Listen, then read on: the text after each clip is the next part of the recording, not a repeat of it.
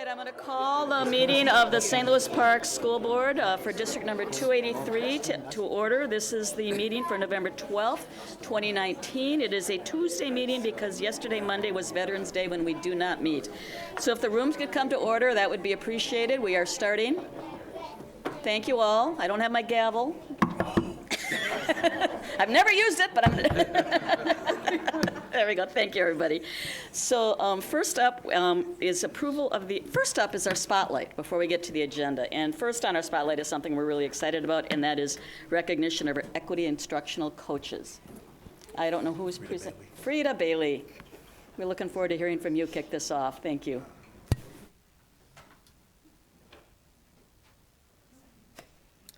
So, good evening, Chair Gores, Superintendent Osai, board members. My name is Frida Bailey, Principal on Special Assignment, and I have to say that I'm very honored to be standing here right now. The purpose of my standing here is to share some exciting news connected to our St. Louis Park Equity Instructional Coaches.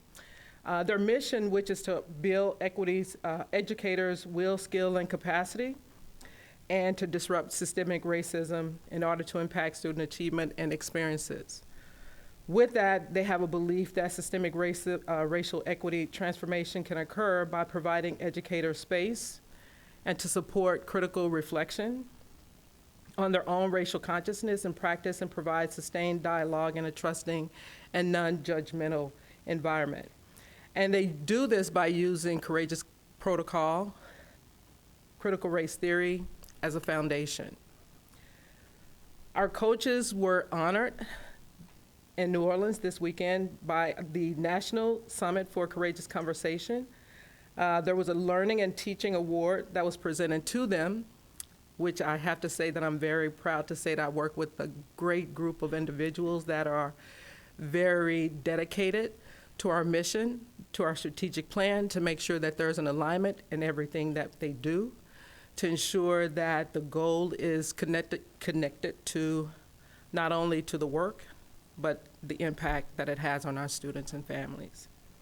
With this award, it's presented to classroom teachers who demonstrate innovative, culturally relevant instruction that engages all students and especially promotes the highest achievement of underserved students of color and population. And I have to say once again that with this award, they were very humbled. And with that, I would have to say that I am very humbled to be working with a great group of dedicated individuals. So what I would like to do is call each one up and provide them with a certificate to show gratitude for your hard work that you do each and every day.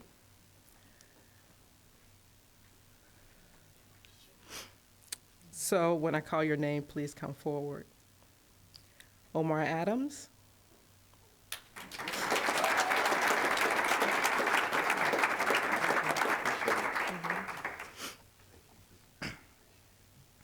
Cam Muwata.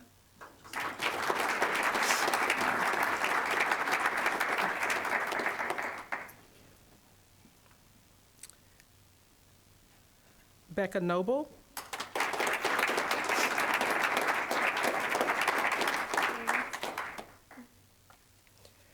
Emily Crook.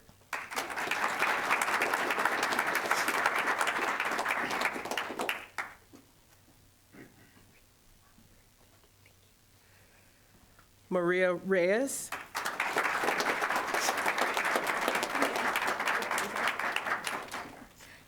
Devray Hudson.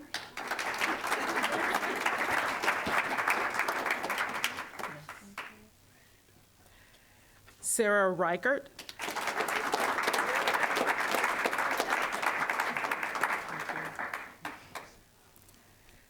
Leanne Stevens.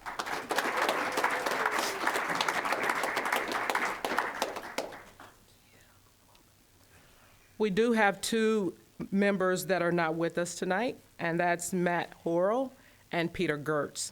And as I stated before, I'm very honored to be working with a great group of dedicated individuals who are always making sure that the work is about our students and giving our staff the tools that they need in order to make sure that they are, once again, living the mission with our strategic plan, world's best workforce, and the mission of disrupting systemic racism.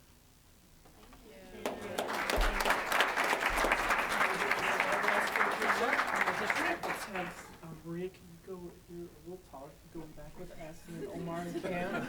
See if we can do this here. Can I have you guys just like straight across, like right here, looking at me this way, and then we're gonna put you guys kind of in front. Right across. Yeah. Yes. You guys are perfect. Well, that looks really nice, you guys.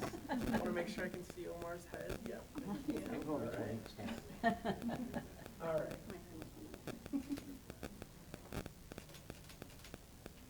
Anybody else want a photo? Feel free.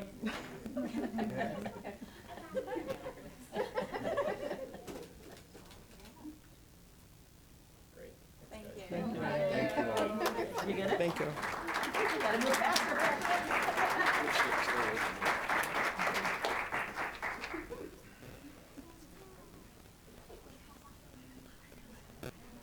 Just want to thank you all so much for all the work that you do. Anyone else?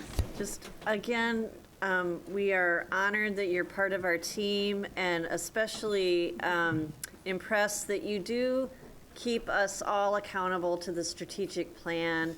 And some of you were at the table when we were writing that strategic plan, and super grateful for your encouragement and demands that we have from the board on down, fidelity to racial equity. And again, the last thing that I just want to say is I really appreciate that it is a supportive method, not a punitive method, because you all know I'm a learner. I'm a white woman who does not talk about racial equity fluently yet, but I keep working at it, and I've said I'll fail as gracefully as possible in public.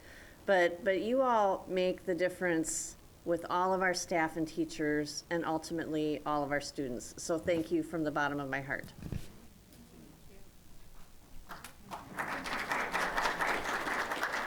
You're welcome to stay, but we totally understand if you choose not to.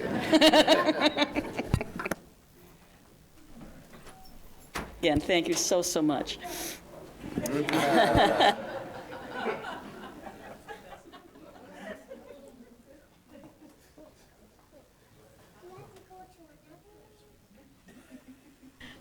So first up on our agenda after this now call to order is approval of the agenda. And on our agenda tonight, we have the Superintendents Report, followed by canvassing of the November 5th, 2019 election results for the school board candidates.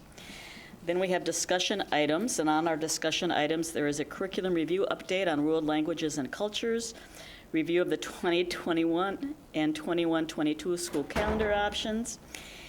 That keeps coming around, Rick. The budget presentation, policy development, second reading, policies 424, employee internet acceptable use and safety, and 407, employee right to know exposure to hazardous substances. Policy development, third reading, policy 806, crisis management.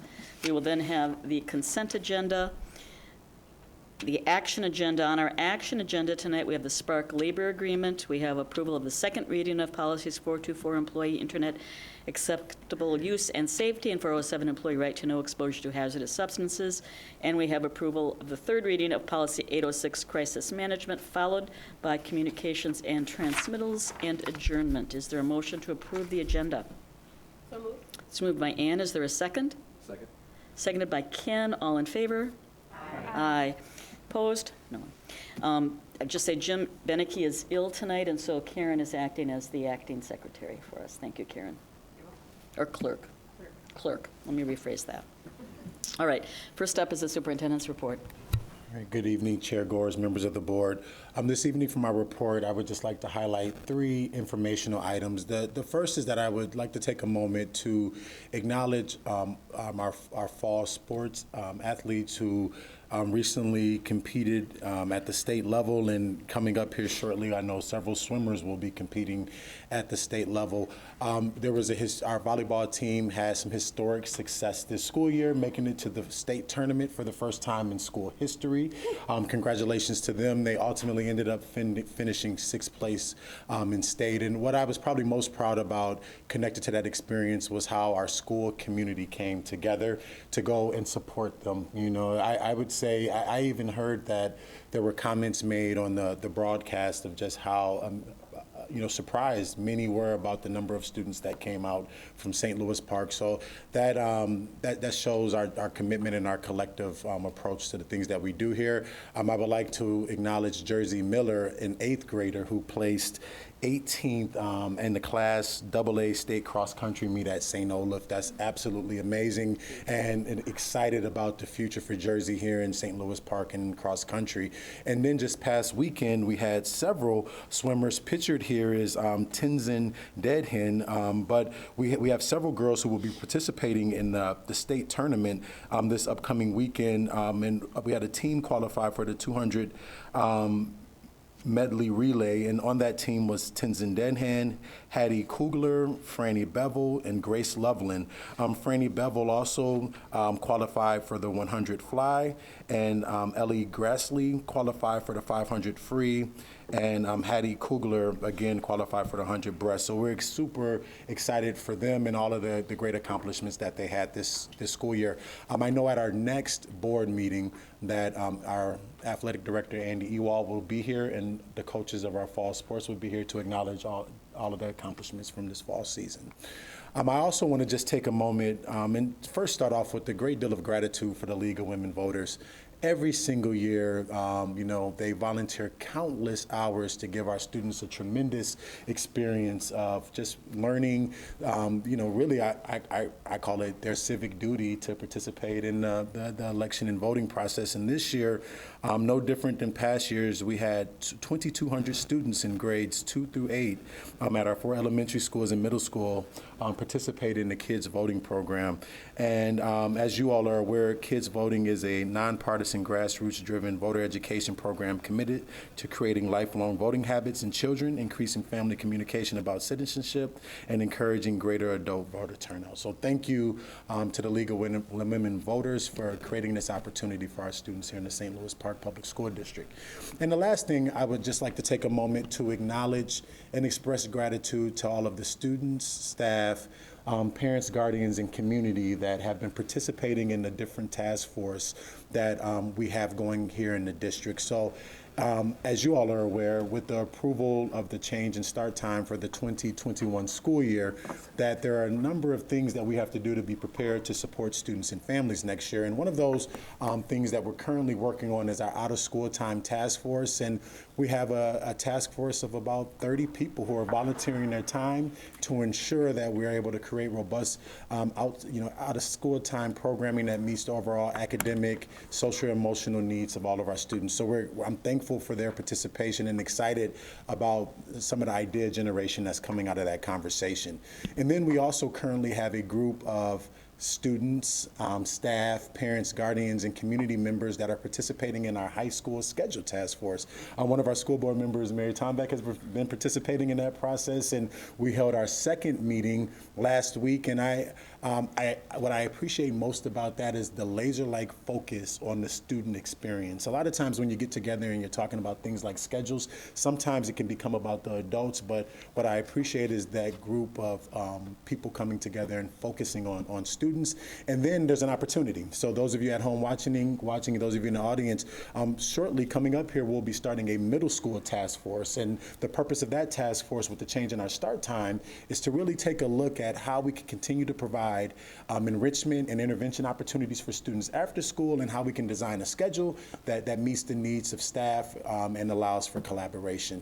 So thank you to all of the members that are participating in these task force. And if you're interested in participating in the upcoming opportunity through the middle school, you can find information for that on our district website or on the middle school website. And that concludes my report for this evening. Thank you, Aston. So next on our agenda is the canvassing of the November 5, 2019 election results. Before we formally get into that, I will say that in terms of the students voting, one of the things, and maybe it's the only thing we officially show them, beyond what they may have picked up in the community and in other sources, is, just so you know, it's clips from the League of Women Voters Forum from the opening statements people gave. So I don't know what clips they saw, but they saw some clips from you folks that are in the room, and that's kind of how they formed some of their opinions, which I thought was interesting. Joe? My third grader came home with a sheet with the candidates' pictures and names and notes next to all of them. Okay. So she watched the videos and took some notes, great notes on all the candidates. And Ken would like everyone to know that he was the highest vote getter in the kids voting. In the So kids just- voting, In the yeah. kids voting, that's what counts, so, Yeah, which count? children first. And he missed the forum, so what does that tell you? He had a work conflict, in all fairness to Ken. So now we are about to do the resolution canvassing returns. For those who are listening to it, you're going to hear all the candidates are listed, all their vote totals are listed, not in any particular order that I can figure out. And then we'll get to the, it then includes who the top 4 vote getters were, because they are the ones who get elected for the next 4 years. So the resolution canvassing returns of votes of school district general election. Be it resolved by the School Board of Independent School District Number 283, State of Minnesota, as follows. It is hereby found, determined, and declared that the general election of the voters of this school district held on November 5, 2019 was in all respects duly and legally called and held. As specified in the attached abstract and return of votes cast, a total of 6,991 voters of the district voted at said general election on the election of 4 school board members for 4 four-year term vacancies on the board caused by the expiration of terms on the first Monday in January next following the general election as follows. C. Colin Cox, 2,756 votes. Ken Morrison, 2,395 votes. Laura McClendon, 3,212 votes. Jim Beneke, 2,228 votes. Carrie Ross, 1,759 votes. Jim Lutner, 1,744 votes. Jessica Janoski, 1,428 votes. And Heather Wilsey, 3,506 votes. Heather Wilsey, Laura McClendon, C. Colin Cox, and Ken Morrison, having received the highest number of votes, are elected to 4-year terms beginning on the first Monday in January 2020. The clerk is hereby directed to certify the results of the election to the county auditor of each county in which the school district is located in whole or in part. Is there a motion to approve this resolution? So moved. Is there a second to approve this resolution? Second. It's been moved by Mary, seconded by Ann. The motion for the adoption of the foregoing resolution was duly seconded by member Ann Casey, moved by member Mary Tomback, and upon vote being taken thereon, the following voted in favor thereof. All in favor? Aye. I believe, let's do a roll call, just to be sure. Sure. Ann Casey. Aye. Joe Tatalevich. Aye. Ken Morrison. Aye. Nancy Gores. Aye. Mary Tomback. Aye. Karen Waters. Aye. Well, since that's 6-0, there are no votes against, we don't even have to ask. Whereupon said resolution was duly declared passed and adopted. I would like to invite the 4 members duly elected to the school board beginning on first Monday, January 2020, to just step up to the podium so we can all congratulate you and let the viewers at home see who you are and who we are welcoming to the service of our students.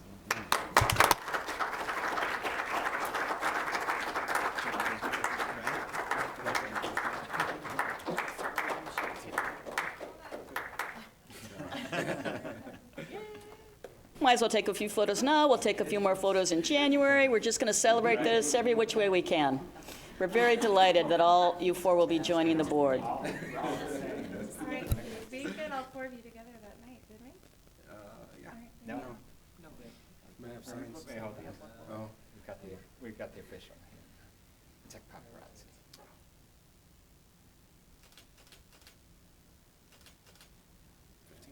Okay. Thank all of you. Well done, and we're going to be so delighted. Let me say one more time to welcome you to the board. Thank you so much. And if I could just add, thanks to everybody who ran, Yes. thanks to everybody who voted. I think that this is another great example of why we love living in this community, because of all of the people who were willing to serve and engaged in the process. I think it was a wonderful example.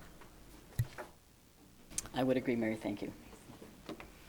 All right, so we will move on to review to our discussion items, and we're going to start with a curriculum review update, world languages and cultures, and it'll be kicked off by Director of Curriculum and Instruction, Patrick Duffy. Good evening, Superintendent Osai, Chair Gores, members of the board. It is my pleasure to be here tonight to introduce our World Languages and Cultures design team.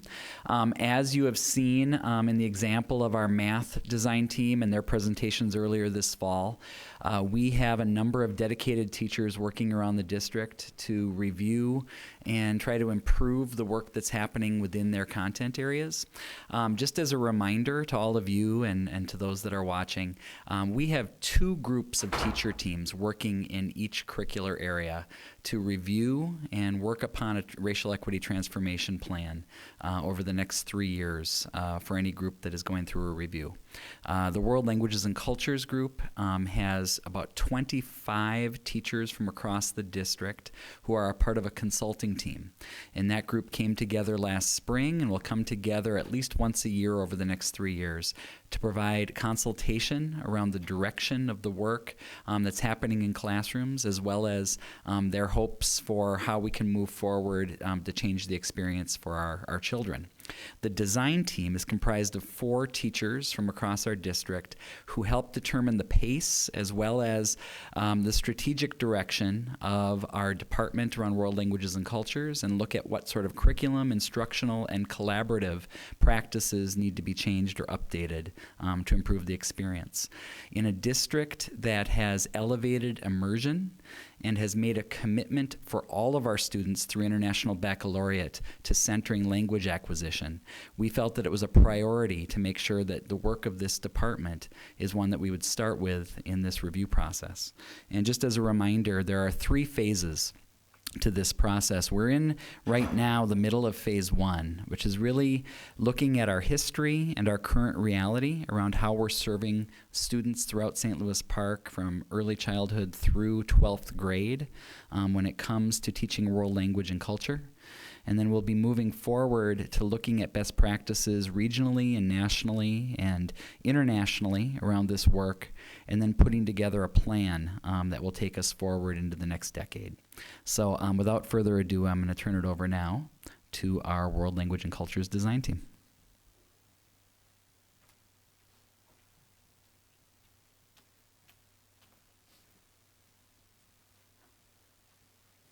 Good evening. I'm Kyle Sweeney, and we have Ben Wolf and Melanie Payne here. Erin couldn't make it tonight, but Erin Mendez is also on our team.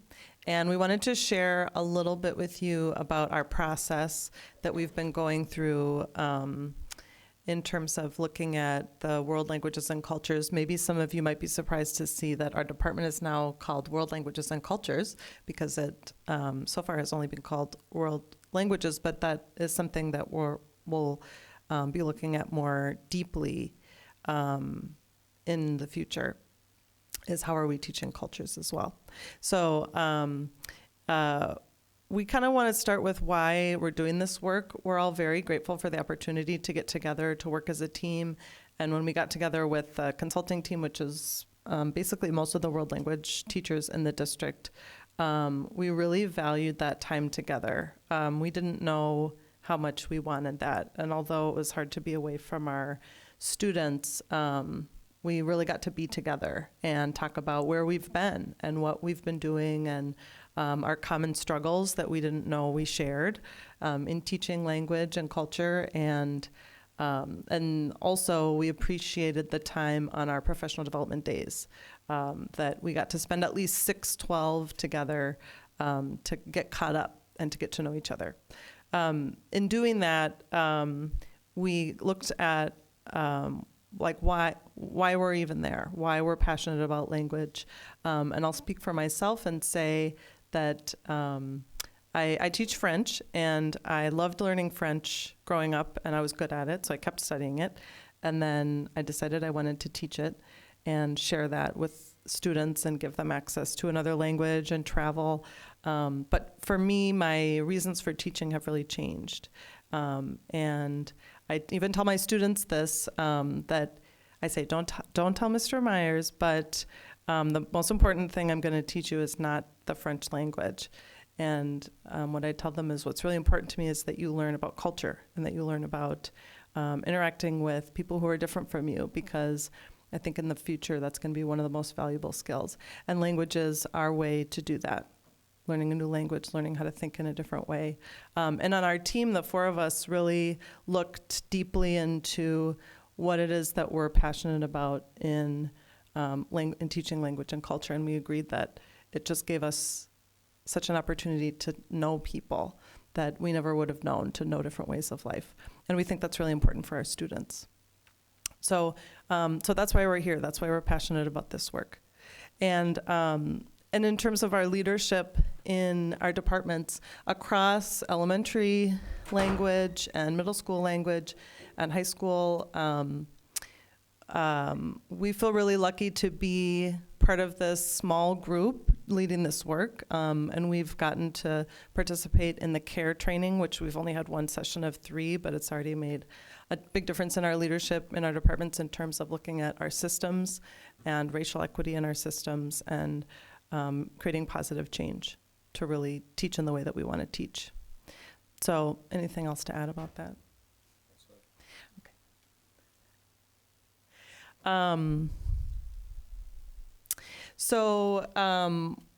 Let's see. When we started out our process, and it really has been a process, like something I think we've discovered on our team about our whiteness is that we're interested in action. We're interested in making decisions. We wanted to jump right into the work, but we kind of got to back away from that and think and process and reflect and gather information and listen to our departments and our colleagues and listen to our students.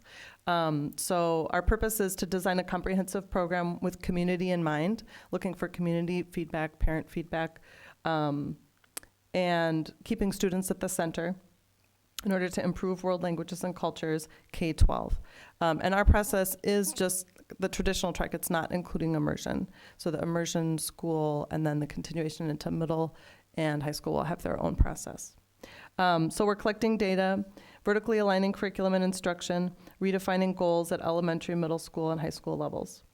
So our ultimate goal is to build a sustainable, long-lasting program that encompasses our racial equity purpose statement, which I'll show you. So one thing that's really important to us is to serve all of our students, especially our students of color, students who have been underserved in our district. And with that said, our racial equity purpose statement is that all students, regardless of race and or heritage, will experience rigor and success across all languages and levels. All students understand that they have a cultural identity, which the teachers and students view and use as an asset to teaching and learning. All students understand how language and culture shape worldview in order to recognize and challenge cultural norms that perpetuate injustice locally and globally. So this is like to us, this is a big deal. This is why we do what we do. So it says it was updated a month ago. Can you tell us what was added to it? Was it the culture piece, or were there some other things? So we had begun the work on this last fall, actually, in 2018. And the part that we left out that was added recently was the last bullet point. So not only are we teaching students rigor in language, rigor in culture, and having them look at themselves, but we actually want them to then go out and make a difference. We want them to challenge the status quo. We want them to use that for good in the world. So that was kind of the part that was missing for us that we had to add. Mm-hmm. So we've been meeting with each other. We've been going over some feedback we got from our colleagues when we met last spring with the consulting team. That CARE trainings have been really valuable to guide our work with a racial equity lens. That's really our whole context for our work. We gathered some data from our own students and the parents of our students about if they think it's important to learn a language, why or why not, and then their goals for when they kind of complete the language they're taking. What do they want? You know, what are their expectations? And so we're having all students in the district take a survey, which I think this is linked, possibly, if you're interested in seeing it. So this is actually, the 4th and 5th graders are going to represent our elementary students. We're counting on them. And then all middle schoolers and high schoolers who are in a language will take the survey. So it's just basically asking them, what language do they take? A little bit about their racial identity, linguistic identity, and then some of their reasons. So maybe they just take it because they have to, but we think there's something deeper for them. And then they'll each say what their goal is for their learning. So we can create using backwards design. So we want to know, what do our students say they want by the end of high school, so that we can prepare them for that. And then what do they need in 9th grade to be able to accomplish that in high school? And what do they need in 6th grade to be able to accomplish that in middle school, and work our way up? So that's what we're hoping to use the survey data for. So,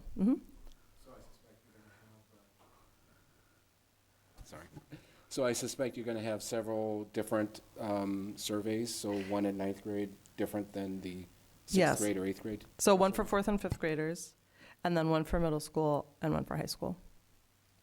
And then also, will it be given both at the beginning and then at the end of that year? Or is it just at the beginning of the year and then understand what they want to do? Great question and idea. Maybe we're giving it now, and then we might give it at the end of the year. Also, for us, right, like in our process and for our teachers. Yes, and for the kids, so they have a different knowledge at the end than they do at the beginning. Right. And they'll be able to share that with you, and you can be able to monitor or adjust your teachings or your whatever Yeah. you want to use or glean from that Right. survey. So, Yeah, we can kind of see, did we do our job? well, not necessarily do your job, but if the students are able to glean from you what you intended for them to get Right. or not. Yeah, So. thank you. So, so this is where let's see. This is kind of where we're at now. So we'll be looking to the future, and you'll be hearing from us. We're very passionate, and we want more. We want our students to have as much language as possible. Something we know by studying other cultures is that other cultures everywhere else in the world, they speak more than one language, and here we do not. And we want our students to understand why that's important. And we want them to be passionate about it, if not speaking another language, knowing other cultures. So, anything else to add? Any questions? Ann? Yeah.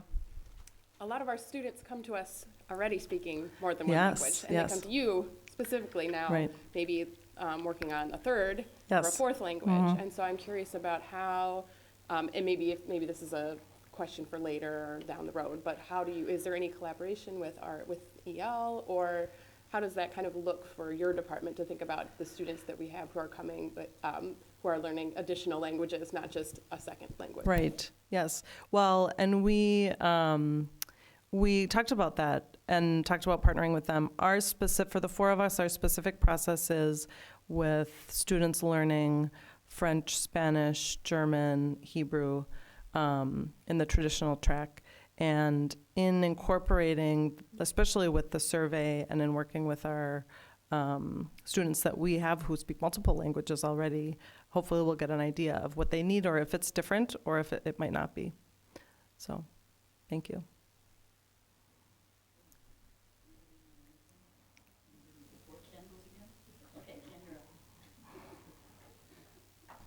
Thank you.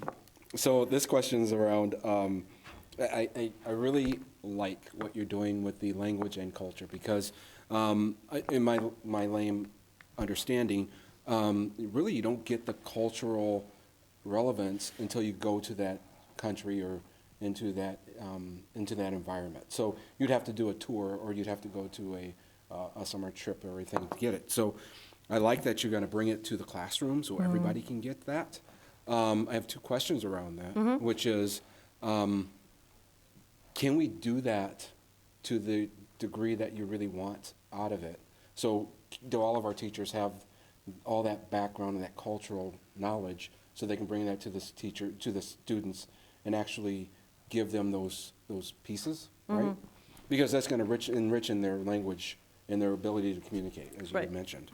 So how will you take care of that? Yeah. And that we've also talked about that because I think it's sort of assumed in teaching language that you know how to teach in a culturally relevant way. But there's a lot of ways to teach culture that are not meaningful. And that's how I was taught to teach culture in my teacher education program. I was never really taught to teach in a way that was real and relevant and inclusive. And so as we move along in our process, we want to look to see what is it for ourselves that we're doing that is really meaningful. How do we get more of that? And then where are these people that are teaching language and culture in a culturally relevant way that's racially inclusive? And how do we get to talk to them? Like looking for that as a skill set to have. And let me tell you, we're on like the cutting edge of this because we've looked to see, there's no even cultural standard. Like we can't find any, there's language standards, but there's no cultural standards that we can find, like to judge as students progress in a K-12 program if they have cultural competency skills. We can't find any of that. So we're gonna have to kind of gather what we can and ensure that we ourselves, as we teach, are doing it the way we want it to be taught to our students so that they get the right experience. Seems like a huge challenge. It is. I know you guys are up to it. So I'm getting excited to see that happen. I wish I spoke a different language so I can go in and see it, but It's never I too can late. nevertheless go in and see the classrooms. And then the other question was around being able to have the students still have, as we going through the cultural piece, still get those pieces of language so that they can still communicate to the level that they need to Right. progress throughout their school years, right? And then into college and wherever they take that language. But you had mentioned that you're going to have all the classes will still have that rigor. Absolutely. Yes. I think that answers that question. Thank you. So I just have a couple of questions. Is it just the four of you that are doing this redesign, or are other people involved in this Right. process? So we were, I don't know, chosen. We interviewed. We were hired for the design team, and then we have our consulting team. And so our consulting team includes, I think it's most of the world language teachers across the district. So our initial meeting was with them over 2 days. And then as we progress, like Patrick said, we'll have the opportunity to meet, to be all together so that we make sure they know what we're doing and they can tell us if we're on the right track. And then I'm just going to make an assumption, but ask if my assumption's correct, that you may find, to Ken's point, that you need to plan on some professional development to help build the skills that people maybe didn't get in their teacher training and share those best practices as you're figuring out what they are for not only language, but to teach culture. Yes. Is that? Absolutely, yeah, and that's one of our challenges, and especially, we can train, if we do some professional development with the people that we have now, then as new teachers come in, we're asking ourselves, like, how do we preserve this? How do we make sure that every teacher gets to have this skill set so that the expectations are the same across the district? We decided several years back, to have a focus on being a global education. And, part of that is our immersion program, part of it is our IB program and our AP program, just to broaden the experiences and sensitivities of students and in turn their families. And so I really appreciate and agree with your sense that culture is as important, if not more important, than the actual language. Don't tell Scott I said that. Because that's kind of, as you go through life, it's been my experience that unless you're using it, you begin to lose those language skills. You can get them back, but they're not as ripe with you. But the culture and the sensitivity and the openness and the heart, that stays. Right. And that, I think, is really an important part of what you're talking about. Are you looking at any changes to the languages that we're currently teaching, or are we thinking we're going to stay with what we're currently teaching, or are we just, we don't know yet? We don't know yet. And we, I love that question. We have a lot of ideas that maybe aren't within our control. So that, like adding a language to study might not be within our control. Adding everyday language at the middle school. Adding more than 1 hour per week at elementary. Making language a high school graduation requirement. Like all these things, we don't know if they're within our control. So we're kind of working now in what we know we can change with what we have. Yeah, we in the past have had serious budget issues to be considered, and I think that's part of the consideration there. I know years back we ended up cutting home ec in order to keep a particular language and have that be our focus. I regret that decision. I regret that we had to make that decision, and maybe the finances will be different down the road, and we can do some real life classes for kids, because I think they kind of wish they had some of that now. But anyway, it's complicated, but the work you're doing is really well needed, and we thank you for it. Thank you. Yeah, we're here to challenge practices. We're here to challenge the status quo. We're here to ask the questions like, if we are globally minded, then why don't we do this or that? Like that. Ken, did you have one more? Yeah. Go ahead, go for it. Well, I read through this and I was like really excited, so I just wanted to, and then you guys sparked up some more questions, or not even a question, it's just more of a statement. Sure. And then maybe we as a board can also help with this. So as people groups come up to us and ask for permission to travel to abroad with the students, it would be really, really nice if we can make space for other teachers, other than that core teacher, 2 teachers from high school go, but maybe a middle school, elementary school, and that language could go also and get that culture. So that's all I'm interesting. saying. Thank you. Thank you. And it would be nice if those groups were more racially diverse and not as based on ability to pay. And I think there's some work to be done in that area. Absolutely. Karen agrees. Okay. Thank you very much for all you're doing for us. Thank you so much. Well, Rick, next up we have the 2020, 2021, and 2021, 2022 school calendar options. It's the first, I suspect, but you can tell us of many presentations if history repeats itself. Rick Cryer is our Director of Human Resources, and he spends multiple hours working with various groups and constituencies trying to find the best calendar that will work for us. You're up.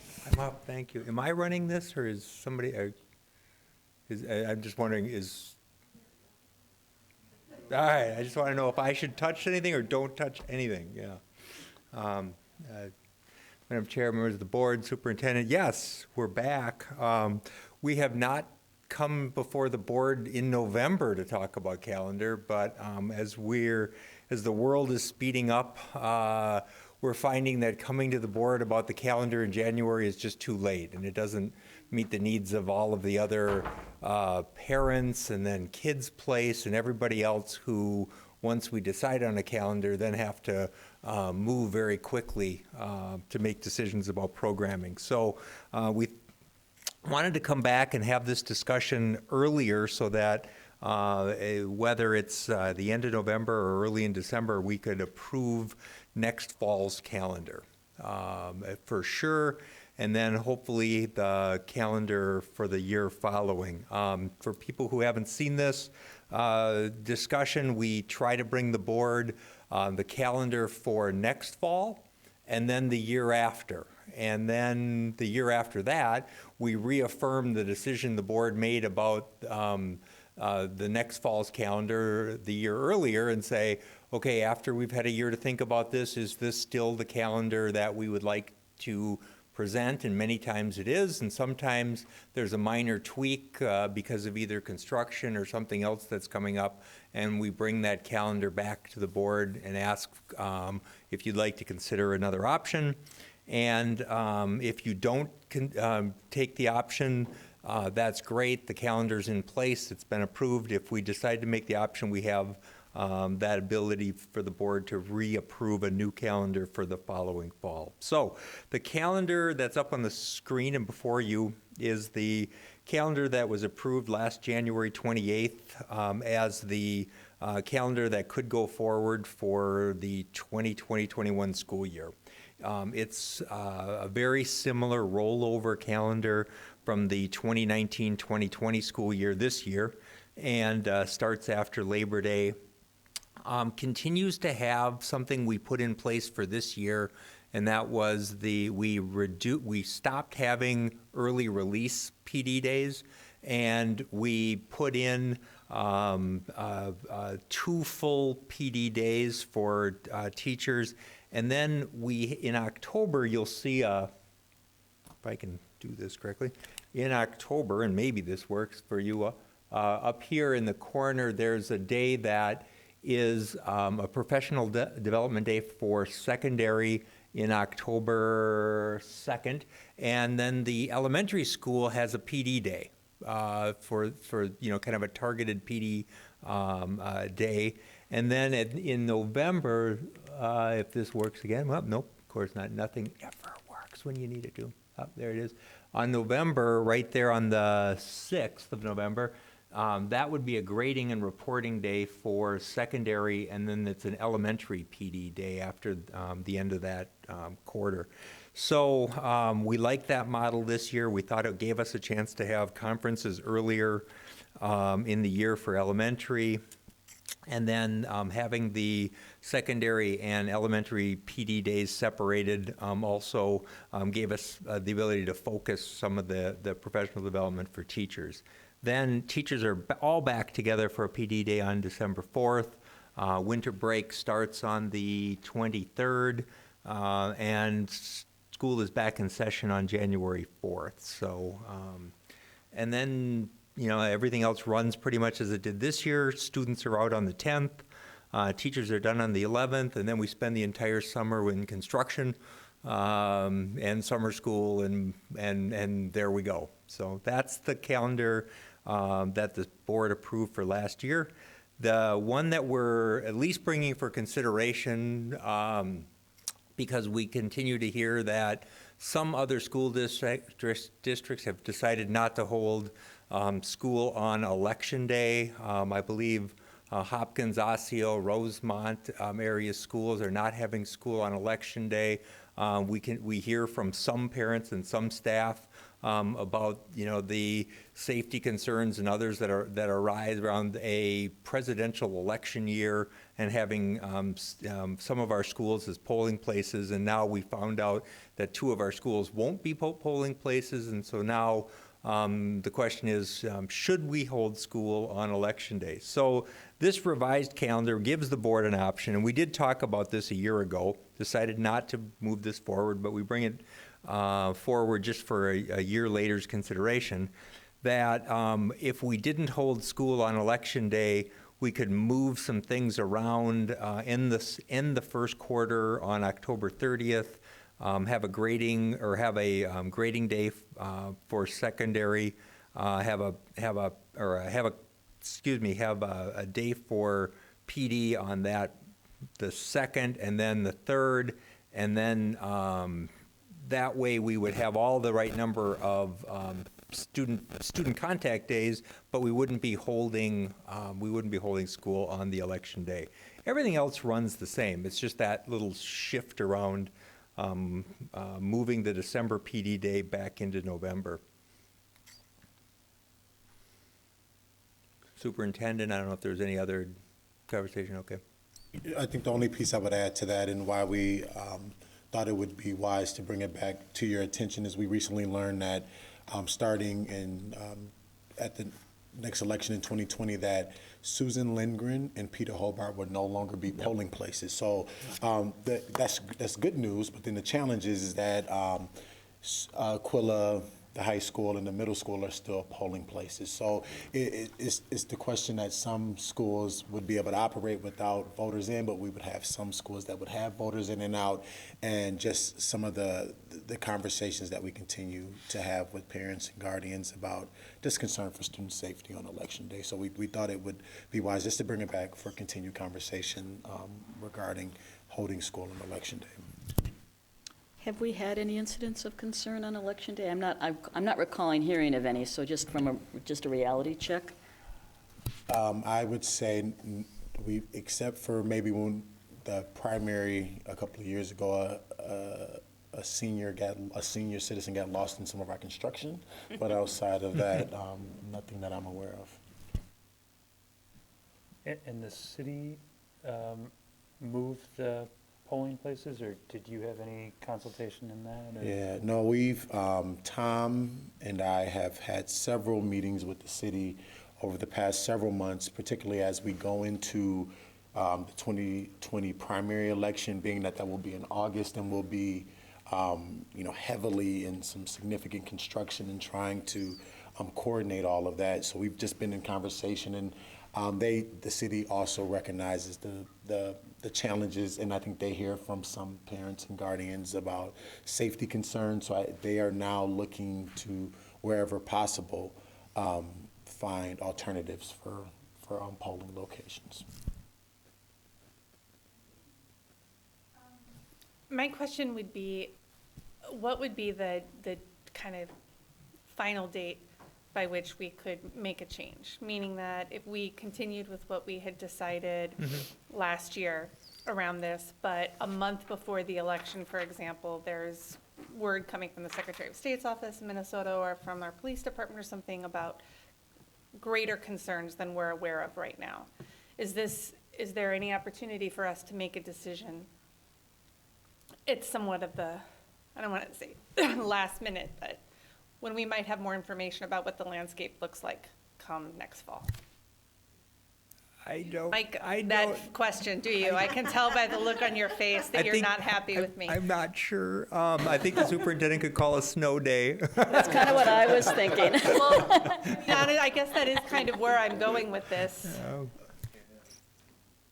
So I think the best way I can answer that question at this time is I know that there are several, and maybe many families that rely on having information from a childcare standpoint and being able to coordinate, arrangements for their families. So I'm unsure at this time what that impact would be on them if, for example, if we heard that there would be a challenging election if we waited a month before or 2 months before. I'm not sure what the implications would be for families. And we would still be having Kids Place unless it was a true issue. Yeah, so thank you for bringing that up. Some of the conversation that we've been having now, particularly as it relates to, if polling places are such that we're suggesting or deeming are maybe unsafe or not appropriate to have school in session, we've really wrestled around the appropriateness of having children in school, even in the Kids Place environment on that day. So it would, at this point, based on this recommendation or revised option, we wouldn't intend on having Kids Place that day either.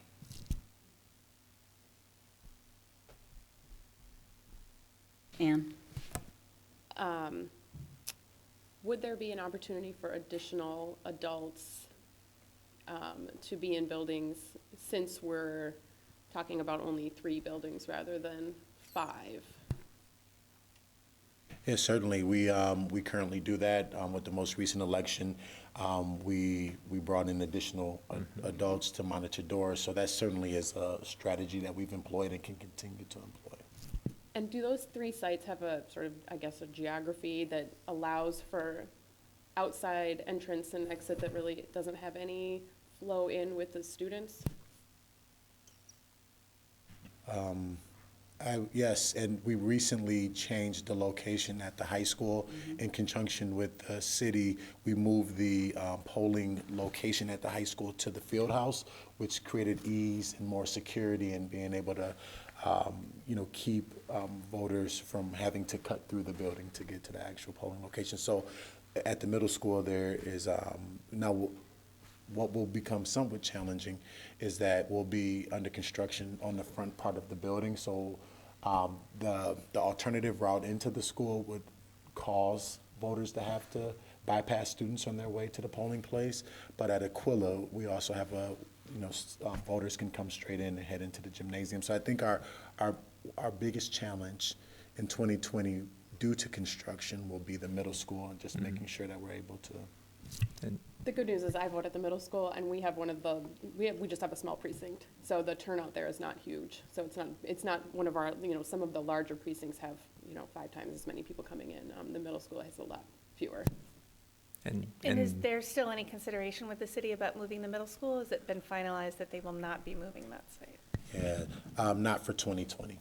I think they continue to explore what other options they have, but they won't be able to move it for 2020.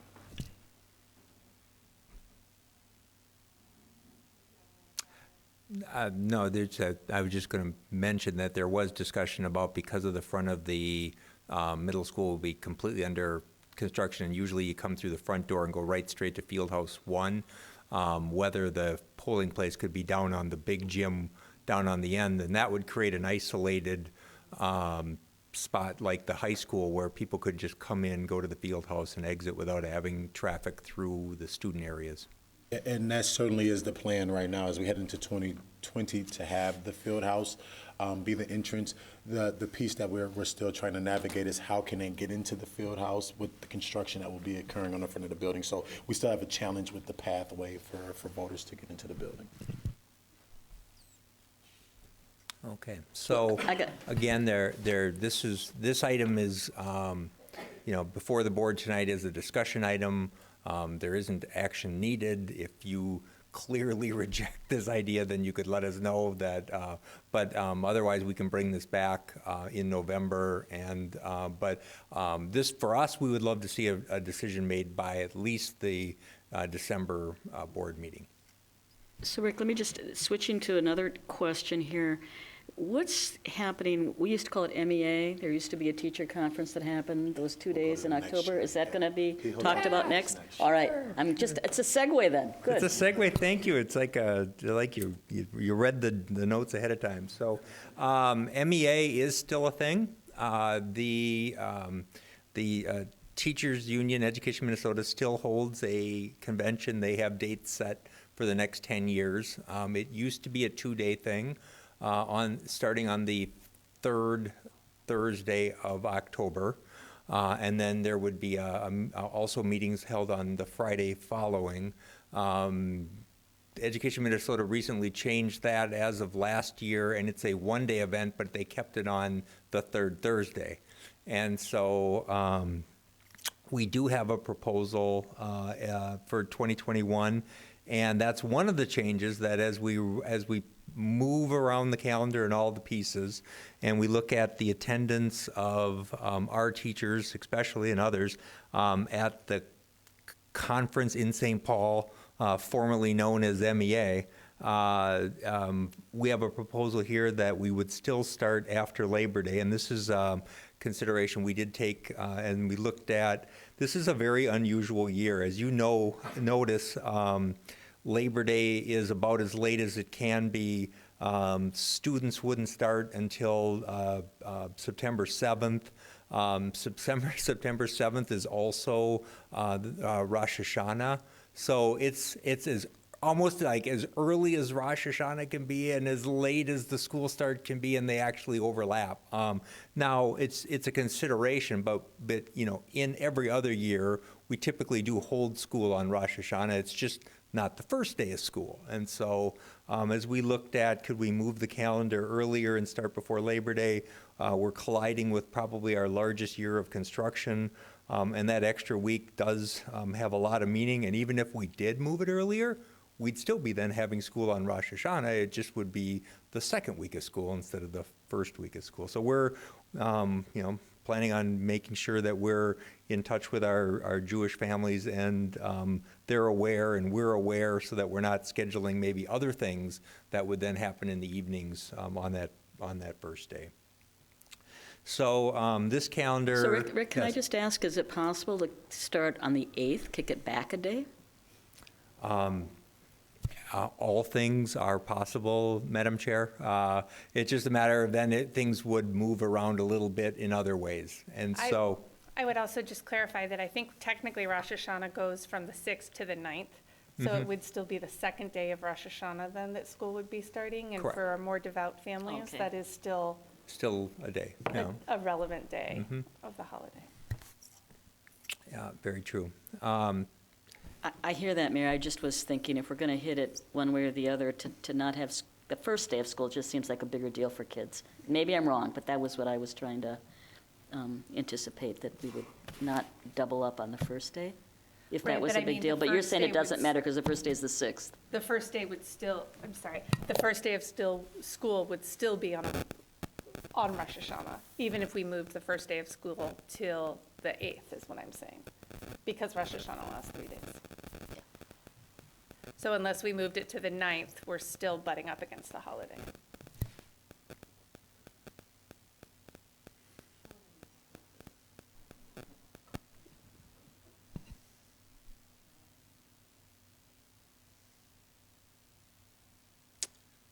How many I'm sorry, I had a way to ask it. Do we know how many students ask for an excused absence on Rosh Hashanah in years past? I know we can look into it, but All right, if that might help to understand how many students would be missing their first or second day of school. we can bring that back.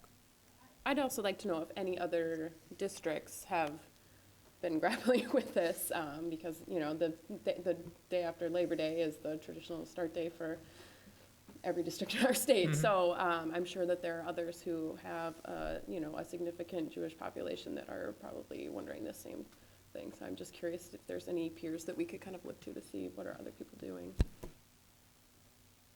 I will, in addition to gathering the data about how many students have requested excused absences during that time, I know Hopkins, similar to St. Louis Park Public Schools, also has a very large Jewish student population. And I know that they recently, I saw in the Sun Sailor that they recently approved their calendar for 2021, so I'll check and look and see what their plan is for the start of school year. So that is a consideration. We just want to make sure the board's aware as we continue to process that and try to minimize any impacts on not only the students and families, but we have staff as well. So, and so the rest of the calendar runs, I would say, similar to what we had before the board until you get to October. And there we're showing a one-day MEA.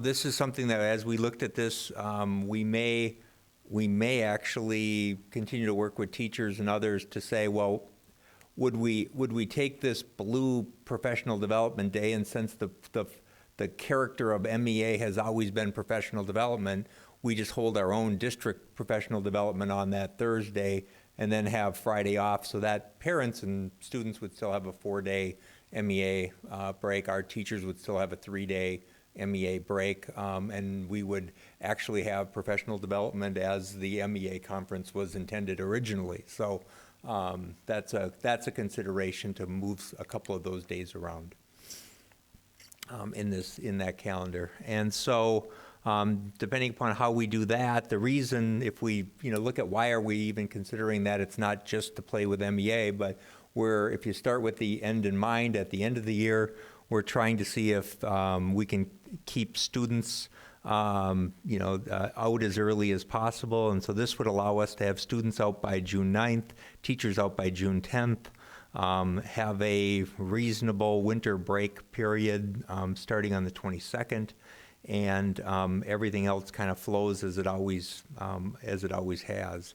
So as we look at that, if we have a 2-day MEA and do nothing else, we would either have one more day shortened or over winter break, or it would push students to the 10th and teachers would come back on the 13th. I ran out of juice. My voice just gave out on me. So those are considerations. Is anything else we should be considering, to look at and bring back to the board at our next November meeting and then possibly the December meeting? I just have this is a super specific question. I just noticed that the quarters are really unbalanced in a couple of these. But does it not matter as long as the semesters are?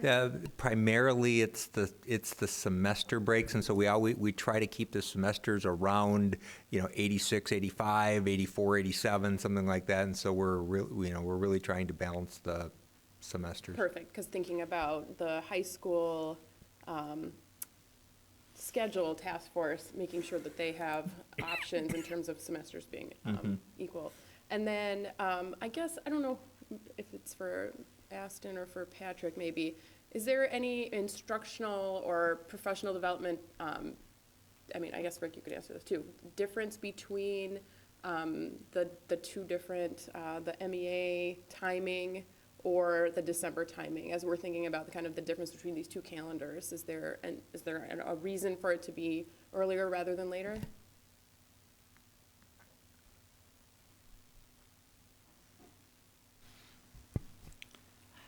I would say no. I'd say that it really comes down to what fits best into our, strategic plan and how we work things out locally. I think it would be helpful to have whoever check with our lawyer to see what options we have for the so-called snow day on Election Day, should we decide to adopt a calendar that keeps schools open, but then we get information that says there may be a risk that is more than a worry and is more grounded in a reality. And there may be statutes that limit what we can do, and I just would like to know that going in. And then Rick, has DPAC looked at this calendar as a parent group with? We have not had a DPAC meeting, so we will be bringing it to DPAC. Matt, what is the date of our next DPAC? I'd really like to hear what the parents around that table think about holding school or not holding school on Election Day, and also the MEA timing. And I'm kind of curious if we are having any complaints about the shortened winter break as people start experiencing that. I'm our board liaison to DPAC, so I will attend that meeting and happily get, I hope there'll be happy answers coming back to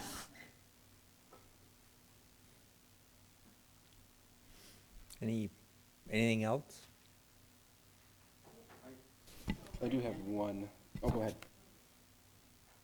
So if, back to Aston's comment that if we decide we're not having kids in school on Election Day, thus we'd have no kids' place, could we create some kind of an option where, or is Central under too much construction? Because in the summer, kids' place is all at Central anyway.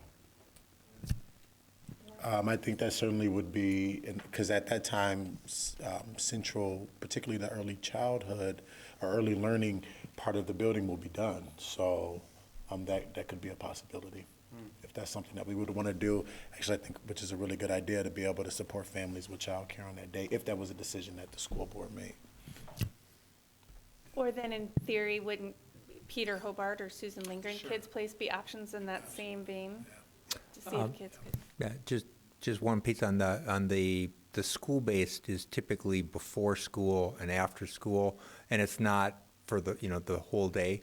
So the whole day childcare is typically at Central.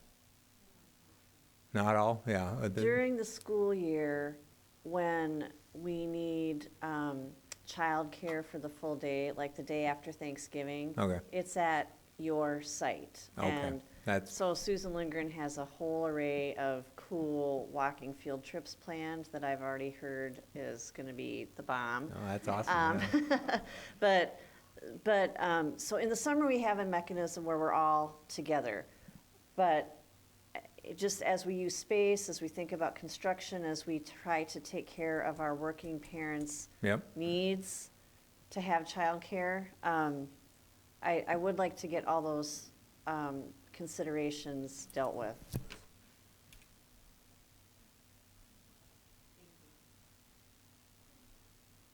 Anything else? Joe, go ahead. I'll just throw out one other quick consideration. Obviously, we're talking about Election Day and the perceived safety, although we have not seen any issues with that and the construction and trying to wade through that. I also want to throw out the value of the kids seeing adults come into the school and vote. So that's something we should weigh in. There's obviously a lot of other things we're weighing in as well, but that's an important thing.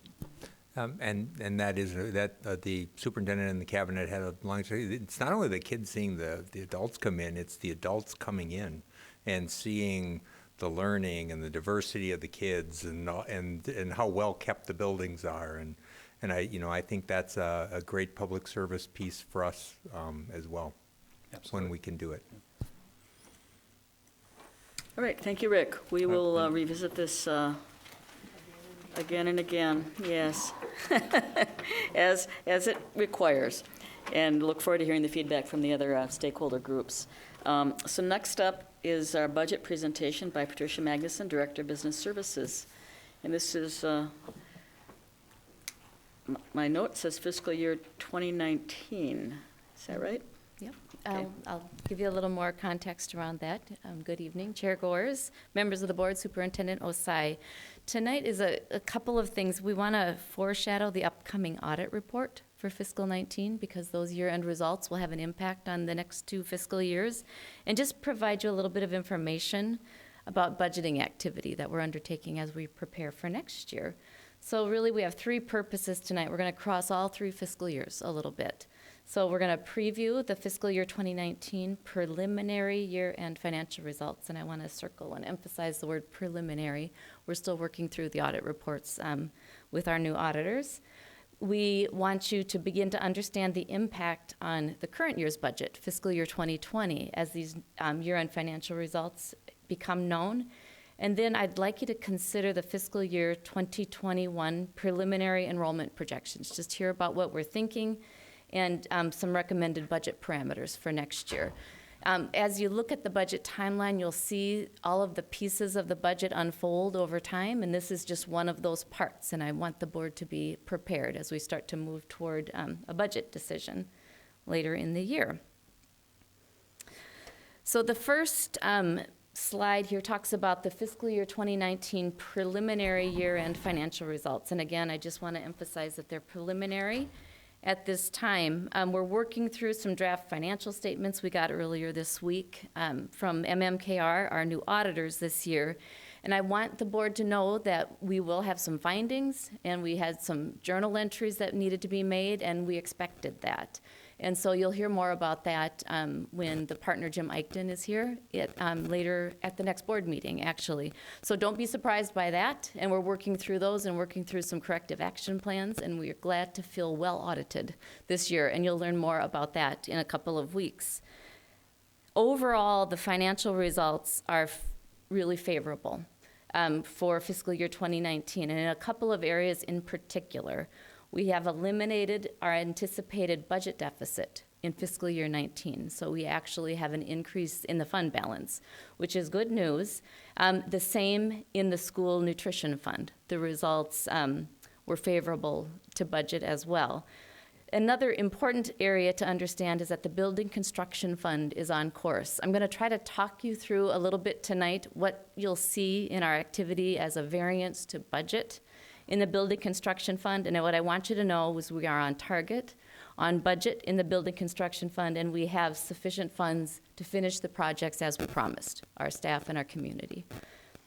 So this is a lot on this slide, and I just want to have you look at a couple of things.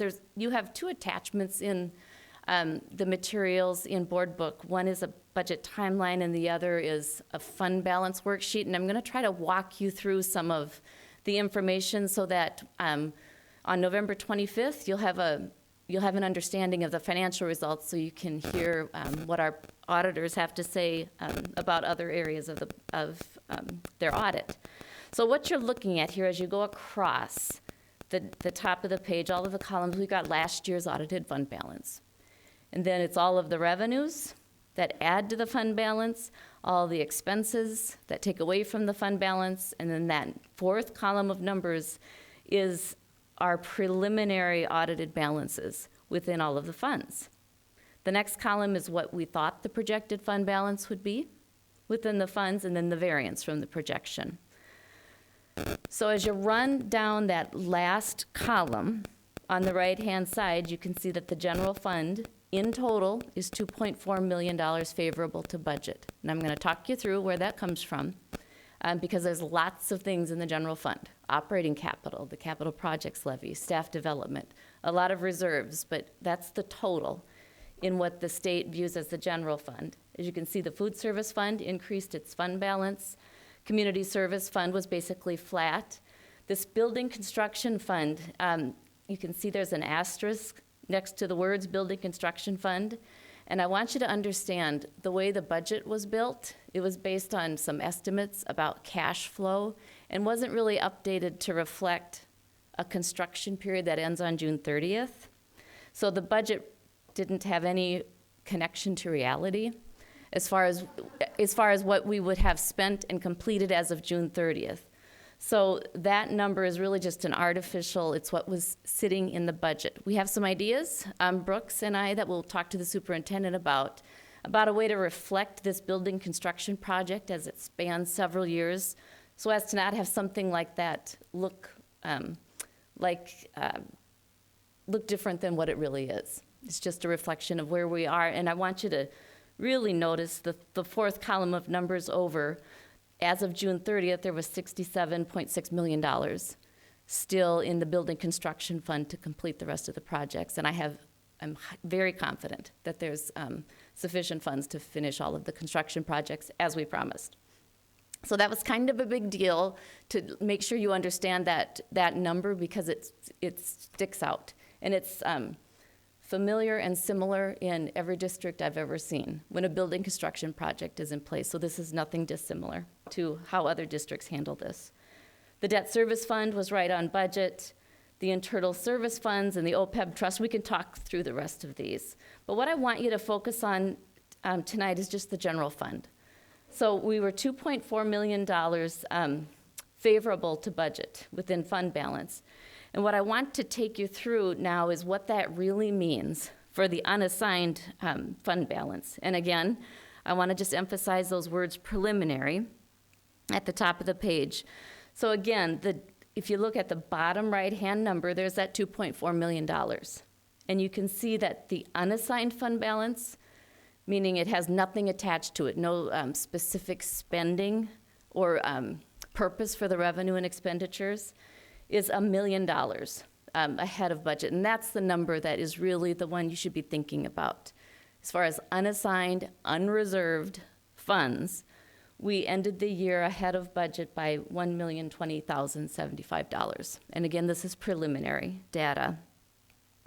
And if you look at the numbers just below, so you see the unassigned general fund and the unassigned percentage of expenditures. Those are important numbers for the board to understand as well. Our unassigned fund balance, the fourth column over, do you see the percentage? 18.33%. That's where we ended the year last year. We had projected that we would be at 15.86%. So what this does is sets the district up in a better position as we prepare for fiscal year 2021 budgeting. And it helps us to make recommendations that we not be making budget cuts as we prepare for next year's budget. So I'm going to dig into this just a little more, so I want you to look at that unassigned fund balance, and we'll dig back through that so you can understand how do we get from $2.4 million to $1 million. And we will take you through the details of this as many times as you need as we bring the budget reports forward as well. And actually, I'm meeting Thursday for the second time with the Finance Advisory Committee, and we'll take them through these results as well. So on this page, again, there's that $1,020,000. So here's how we get there. There's a favorable balance of $2.4 million at the top of the page in the general fund total. So there's all kinds of capital-related items that sit in the general fund because we have to do that for UFAR's standards in state law. So there's the tech levy, long-term facility maintenance, and operating capital. So of that $2.4 million, $469,000 of it was just capital-related reserves. We have some prepaid items from last year that were prepaid for this year, have to be set aside. And we have an assignment for subsequent year's budget and ATPPS, the Q-comp, set aside of the revenue. That's $324,000. And we had an assigned expenditure for severance, which because we had favorable results, we did not utilize that budget for severance so that we could hold the severance fund balance for what we know are future severance liabilities. It helps us to not utilize that fund balance so that it's there and ready if the budget deficits do come in the future. So we have an unassigned fund balance that's favorable to budget of $1,020,000.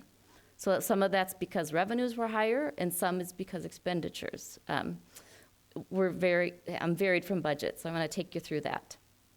So are we having fun so far? Okay. So on the revenue side, we were actually $2 million ahead of budget. And here's all the ways that revenues varied from budget. In property taxes, we had a deferred revenue in property taxes that was sort of pushed forward in a previous fiscal year. And we can talk about this more with the auditors and when we meet on that. But a journal entry had been made in the previous year to push some revenue into a future year. The cash arrived, but we didn't accrue the revenue into a revenue year, so it was just sitting on the books. So this is recognizing some property taxes. The majority of this variance is for that reason.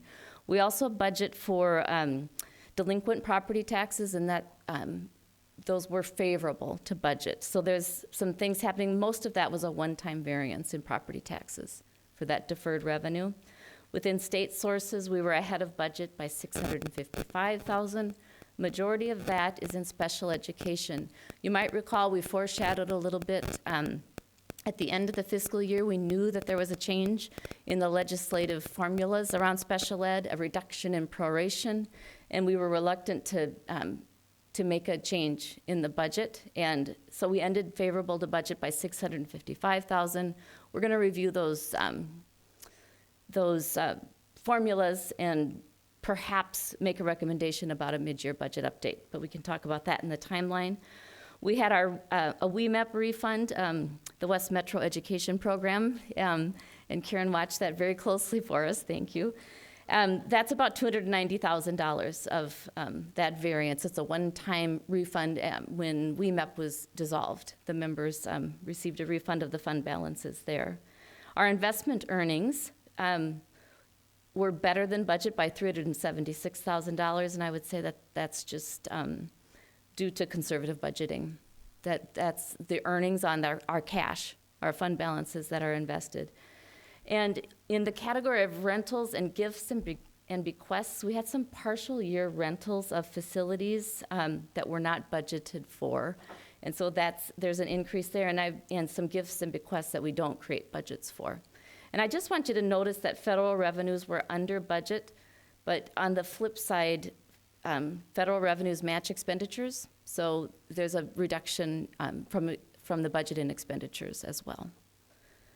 So then on the expenditure side, we were actually $1 million over budget, and here's why.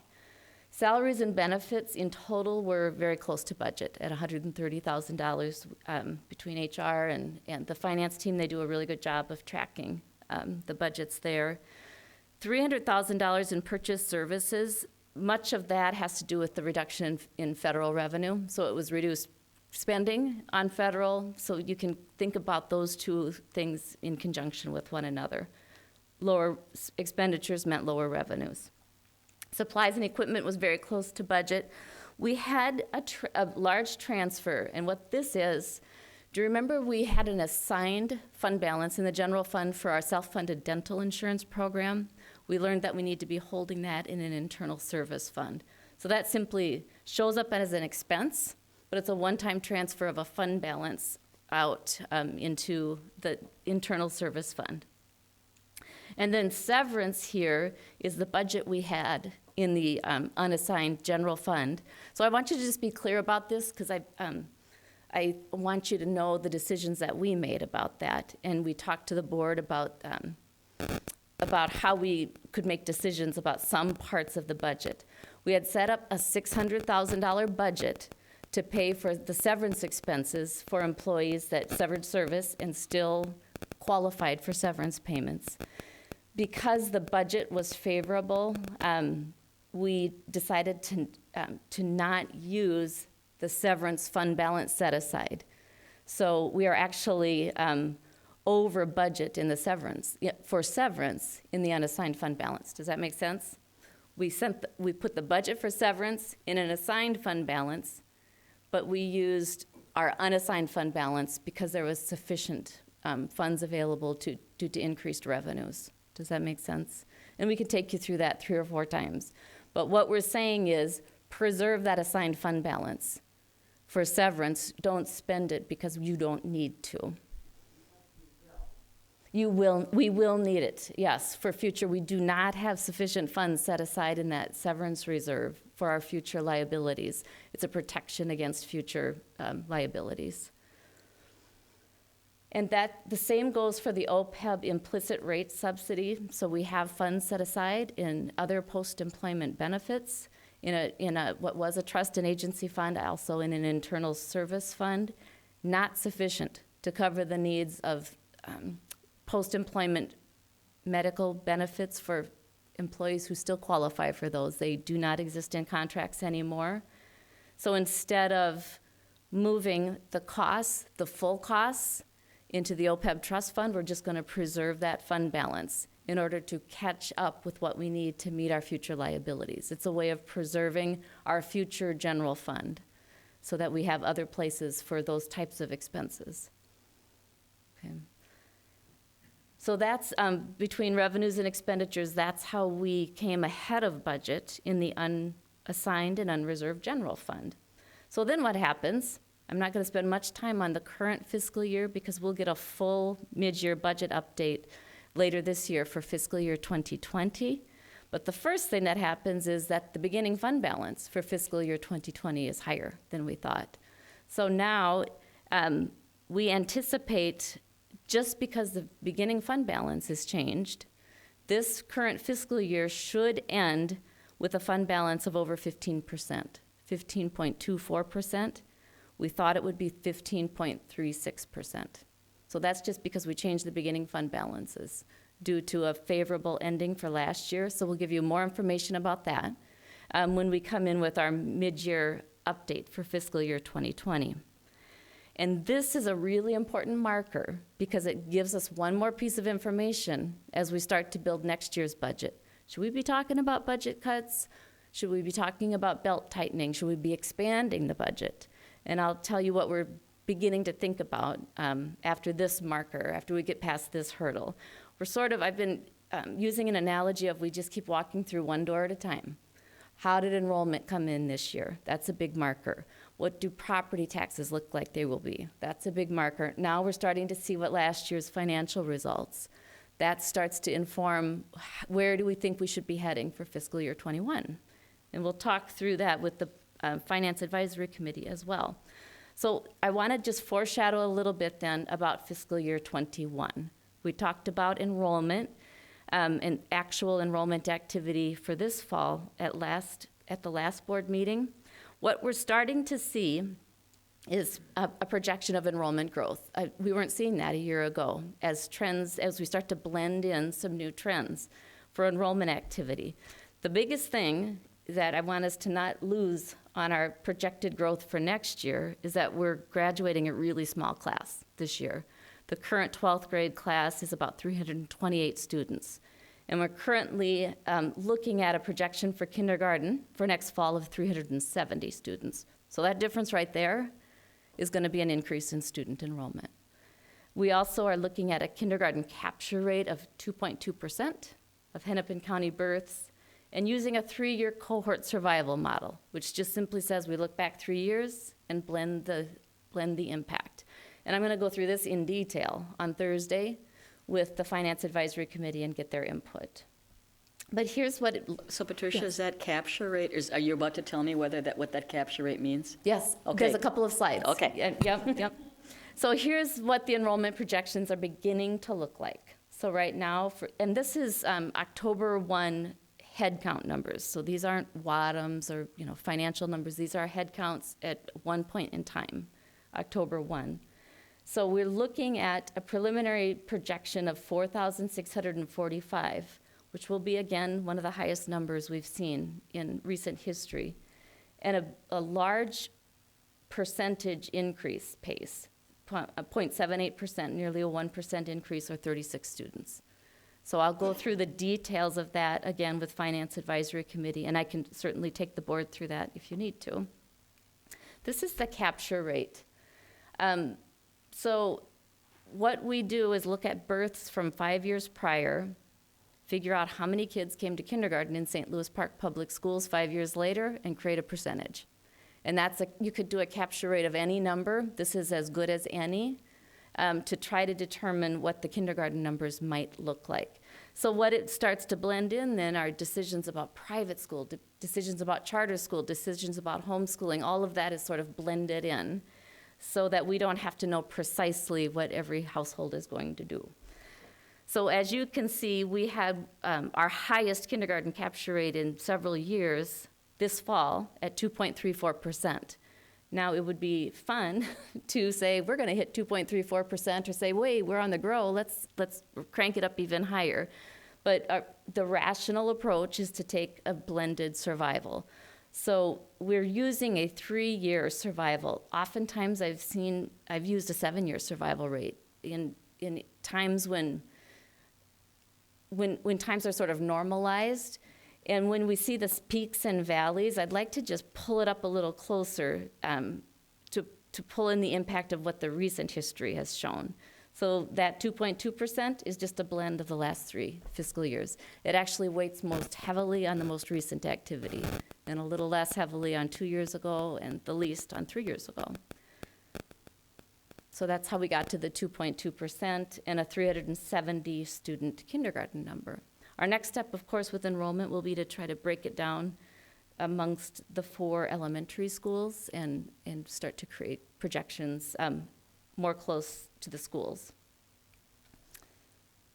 So this is what we're starting to build budget parameters around, and it's important for us to get moving on this so we can talk to budget managers and principals about how to begin building next year's budget, and so that the business office can just start building budgets so we can be prepared for June. So right now, we know that we have a 2% increase in the basic formula from the 2019 E12 education bill. And we will begin to utilize those preliminary enrollment projections that I just shared with you as we begin to build the revenue budget, begin to look at a 5-year financial model.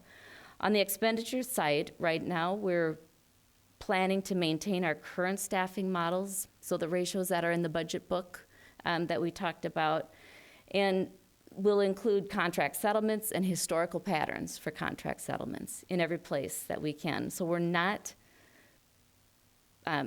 making a recommendation to either cut budgets or increase budgets. And we do anticipate budgeting a general fund deficit by design, just as we did last year and we did this year, knowing that we have a large fund balance and it's there to help us protect it against budget cuts. And we'll keep our eye out as far as we can, 3 to 5 years, to be sure we're prepared for the future. So I just wanted to foreshadow a little bit for you how we're beginning to build the budget. We'll have lots of check-in times with the board before it's final. And this is some of the dates that the board will help touch on the budget. We've already touched on it a couple of times, as we talked about enrollment and the preliminary levy.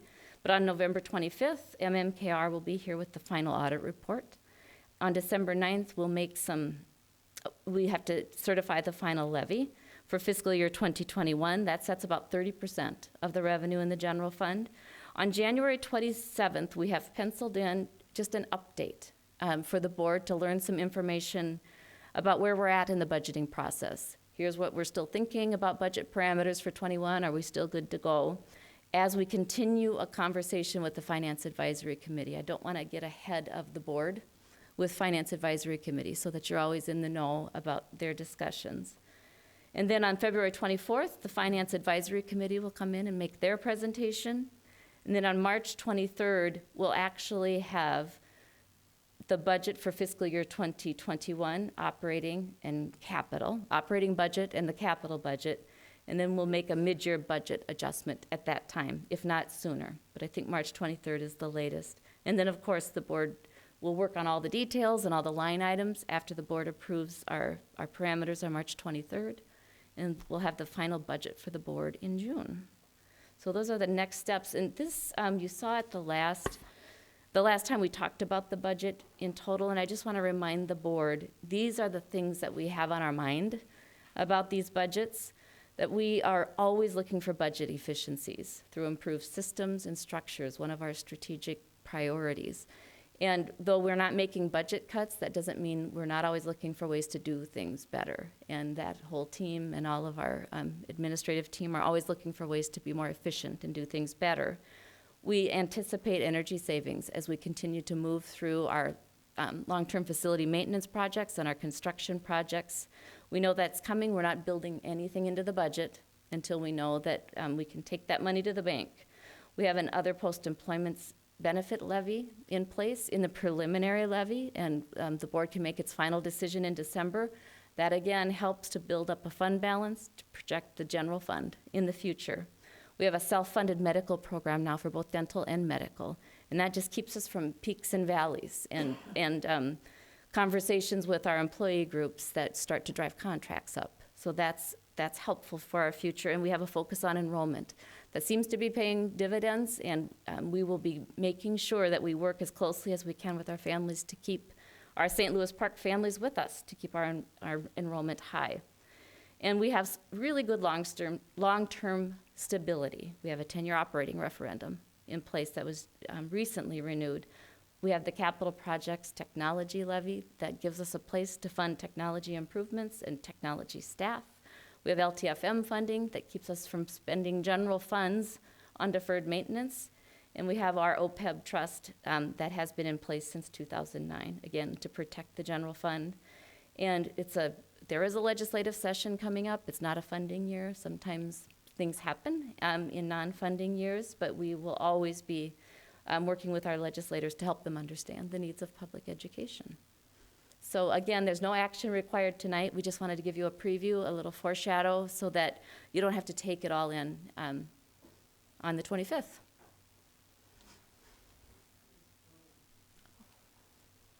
Thank you. Karen, you want to use your mic? So the timeline for planning is brilliant, and it's a one-page snapshot, and I really appreciate all the effort that I'm sure you and Brooks and other people had to do to create this document, but it is just so simple to follow, and I really, really appreciate the work that went into this. Looks simple, but I know underneath it, it took a lot to get here, but thank you for doing it. Mm-hmm. Thank you. I just wanted to call out the Financial Advisory Committee and their work, that to thank so much to you, and I don't know who else on your team, Brooks perhaps, who really recruited a lot of new members. We had our first meeting last month, and it was a completely full room, full of many more community members. We had a student member there, and hopefully we'll have another couple of high school students join us. And it just looked, our previous members were still in attendance, and so that was great. I'm personally looking to recruit a new member in January citizen Joe Tatalovich to Yes. be on the committee. He is a school board member committee now, but his wisdom just cannot be lost. So valuable to the team. Anyway, so just thank you so much to the entire Financial Advisory Committee, and thank you for your leadership on making that so much more robust. Before I ask my question, I want to address the previous comment. I'm not sure the Financial Advisory Committee is ready for flamethrower citizen Joe Tatalovich as opposed to measured board member FAC collaborator. So just prepare for that. So the question for the superintendent and for Patricia as well, just from a high level for the viewer out there, so that, you know, if we're looking at preliminary FY 2021, we see that the general education funding formula is going up 2%. We're projecting a little bit higher enrollment, and we're saying we're going to maintain our current staffing models. And yet we're anticipating a general fund deficit. So you could maybe explain to the viewer why we're projecting a deficit when those other things would lead one to believe that we should be in the black. Two things. We have to make a closer look at our current year's budget to understand the trajectory of revenues like special education. So the deficit could be more or less than we're anticipating. So there's some unknowns that we haven't sorted out. But the biggest reason that we're projecting a deficit is our revenues and expenditures are very close. So even with a 2% increase, that's about 70% of the general fund revenue. So it's not 100% of the revenue. And 85% of our spending is in salaries and benefits for staff members. And salaries and benefits go up for lots of reasons. Some of them are negotiated increases in contracts. Some of them are longevity increases or additional education that staff receive that are built into contracts. So that's 85% of the budget because we're a people-intensive business. And it doesn't mean that the entire budget goes up by 2% when we have a 2% increase in the general education funding formula. It's just a portion of revenue. So we're just watching those two pieces, and that's the main reason for that. Yeah, you know, I think the only thing I would add to that, and it's connected to the piece around just the cost of humans. And Joe, you mentioned this piece about the community may be wondering if we maintained our current level of staffing, but enrollment's up, and you know we look at the state aid. The piece that's maybe not as transparent in that is that we have some specific class size targets as well that we try to maintain. So as enrollment increases, we certainly we would have the staff to reflect the class size targets that we've set, which are in our budget parameter, which could increase the cost of adults in the organization. So that would potentially be another reason that would impact the overall deficit projection. And so St. Louis Park is a great school district, and it's a great place to work, and many people are humans. They've been with us for a long time, and they have committed to attaining higher professional degrees and certifications, and we say thank you for doing that, and having a little more on their salary schedule does that, because our teachers are doing that on their own time in the summer, and I greatly appreciate that. So collectively, we have not such a young staff, but we have a very experienced and engaged staff for the most part.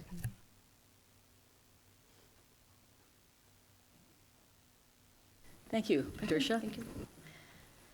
So next up, we have policy development, second reading policies, and we'll take these one at a time. First, 424, employee internet acceptable use and safety.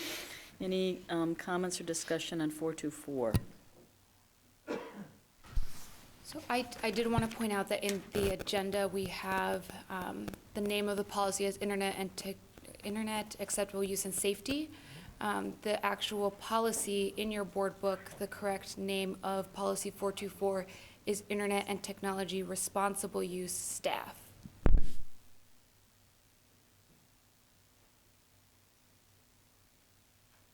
Thank you. Go ahead, Ann. This is just a quick thing, which is that this is the new one, right? We split it out from 524, and this is 424. But the thing that just that occurred to me is that we need to make sure that it gets on the policy review spreadsheet as annual review, because this does call for annual review still, as it did before. So, and while I'm saying this, I'm thinking, I just want to thank Superintendent Osai, Chair Gores, our previous chair, Karen Waters, Flower Cortina, Julia McBride-Bibby, and Cynthia Bennett, who have been heroically and admirably trying to catch us up on our policy review cycle. And I think we're so close, and it's feeling really good to see stuff that we've seen before, we've seen last year, that we're seeing the annual reviews come up. So thank you to all of you for that. Thank you, Flower, and just I look forward to seeing this one again next year. So I did add it, if I can speak to that really quick, I did add it to our policy review timeline, and if I'm correct, I believe we are actually up to date with all of the annual review, the required annual review policies for right now. So we're on track.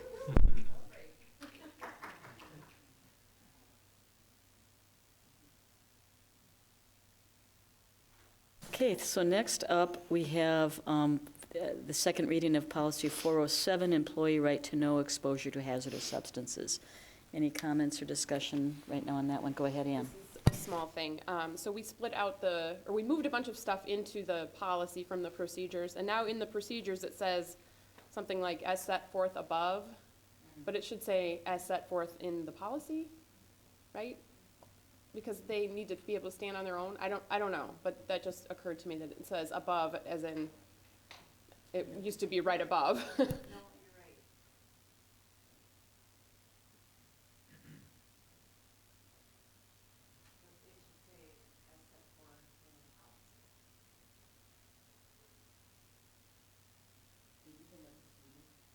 Talking about the procedures? Yeah, target job categories. The last word is above, asset for, above, yeah. We just need to say asset for. I Do you can see make that change, Can yes. make that, thank you. We don't really approve the procedures, but I think that would be a wise change for the administration to agree to. Alrighty. And then next up, we have the third reading of policy 806, crisis management. Is there any comment on that one?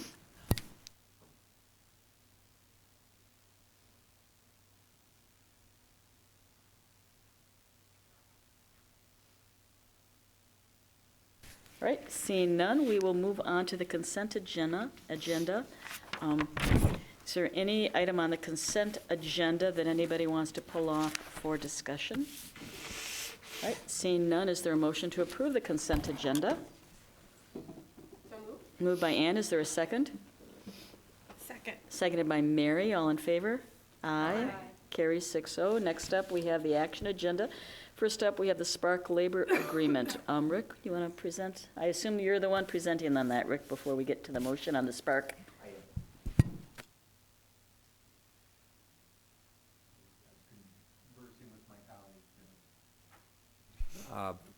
Madam Chair, members of the board, Superintendent, yes, this contract represents our paraprofessional group, also called Spark. It has about 170 employees in it, which is our second largest group behind our teacher group.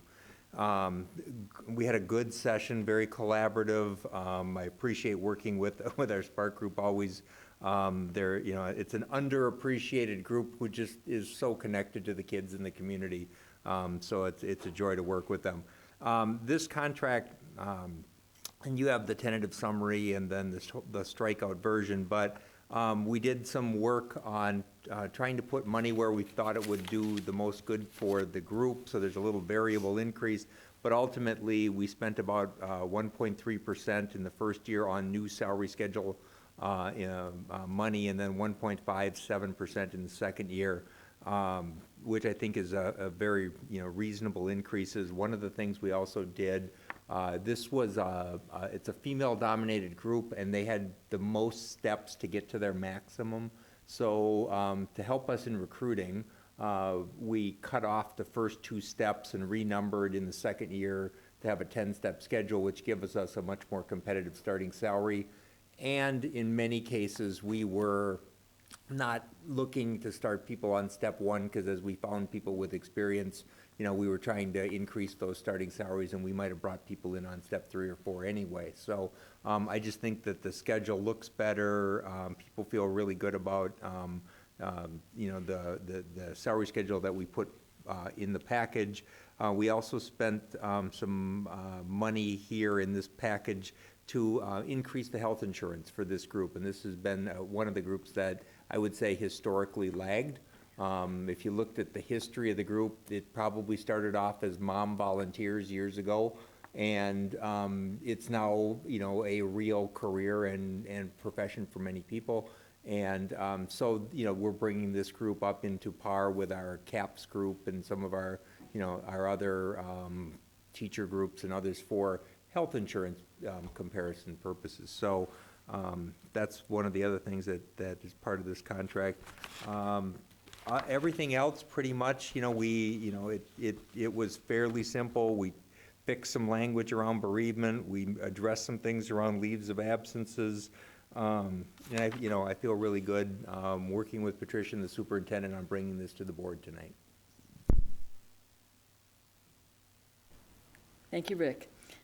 So it is recommended that the school board approve the employment agreement between Independent School District 283 and Education Minnesota Spark, Local 7358, for paraprofessional personnel for the 2019-2020 and 2020-2021 school years as presented.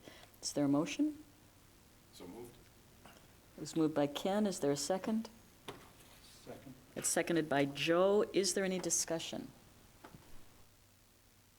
Just that we really, really appreciate our bargaining team and also our Spark employees. I mean, I think you said underappreciated,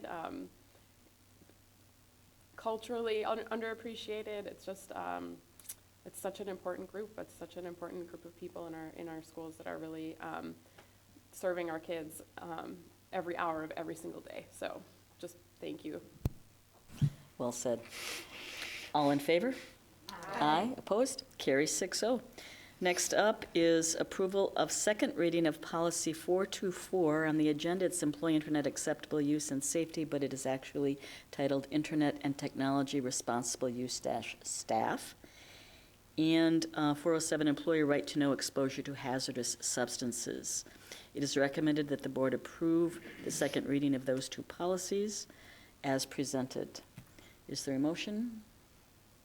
So moved. Moved by Mary. Is there a second? Second. Seconded by Ken. Any discussion beyond what we've already had? All right, all in favor? Aye. Opposed? Carries 6-0. Next up is approval of third reading of policy 806, crisis management. It is recommended that the school board approve the third reading of policy 806, crisis management, as presented. Is there a motion? Moved by Ken. Is there a second? Second. Seconded by Ann. Is there any discussion beyond what we've already had? Hearing none, all in favor? Aye. Opposed? Carries 6-0. Next up, communications and transmittals. Going.